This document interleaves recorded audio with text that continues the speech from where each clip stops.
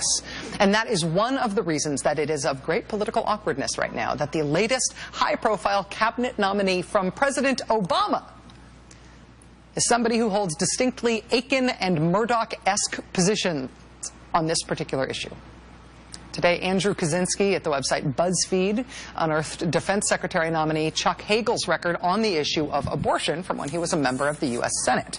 As a Senate candidate back in 1996, Chuck Hagel said he, quote, tightened his position on abortion after he discovered that abortion in cases of rape and incest are, quote, rare.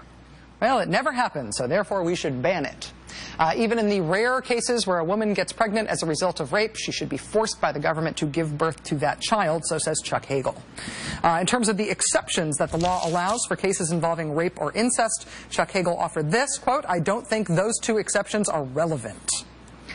Chuck Hagel is currently up for the job of Defense Secretary, right? He's not up for the Secretary of Women's Health. We generally think of the Secretary of Defense job as being the kind of job that is uninflected by social conservative hot-button political issues. I mean, running the Pentagon is about troop deployments and training regimens and weapons procurement and strategic thinking about things like intercontinental ballistic missiles, right? It's definitely about guns, but we don't generally think about it having much to do with God and gays.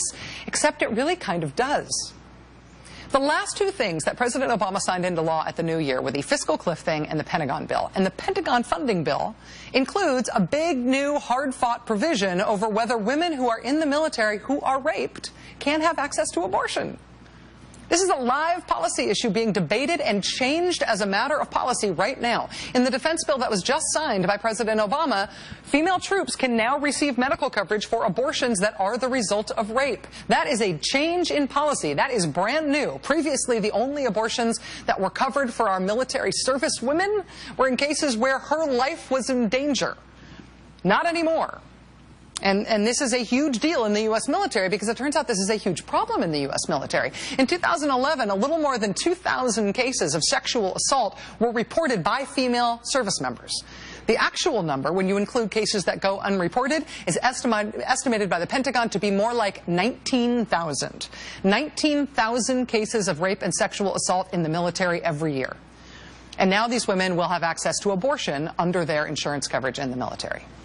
The current Defense Secretary, Leon Panetta, has made rape and sexual assault one of his major issues as Defense Secretary. Last year, he told NBC News, quote, this is an issue that I, as Secretary of Defense, am committed to making sure we confront.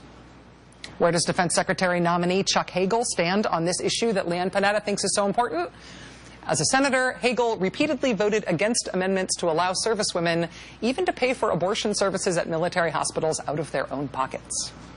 So not only will your insurance not be allowed to cover it, according to Chuck Hagel, you shouldn't even have access to it in military hospitals. What, go find a local service provider, deployed servicewoman? So again, on the surface, a nominee's sensitivity and politics on issues like sexual assault and abortion would seem quite irrelevant to a job like Secretary of Defense. But it is right in the middle of the kinds of things the Secretary of Defense has to deal with now. So, too, the issue of respect for gay people. Part of the consternation over Chuck Hagel's anti-gay comments about an ambassadorial nominee in 1998 were just because he made very overt anti-gay comments about somebody as recently as 1998. But part of the consternation, as voiced by OutServe, the group that currently represents serving LGBT members of the military, is that whoever the next Secretary of Defense is, that person's going to be the first one taking office after the full repeal of Don't Ask, Don't Tell. And there's all sorts of very live, very sensitive, very contested policy decisions that have to be made about how openly gay service members are going to be allowed to serve, and specifically how their family members are or are not going to be recognized by a Defense Department that recognizes the family members of straight service members. If the Defense of Marriage Act fails at the Supreme Court, for example, yeah, that's going to affect whether or not there are same-sex marriage rights in various states all around the country, right?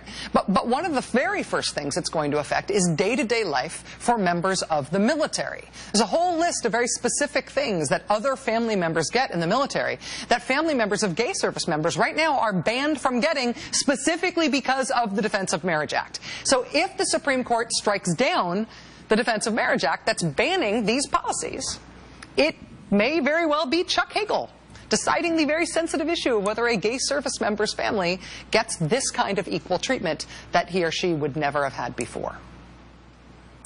So Chuck Hagel's position on gay rights, which on the surface would seem totally irrelevant to a job running the military, actually could not be more central to the most sensitive things that he might have to make a decision on personally right away if he gets this gig.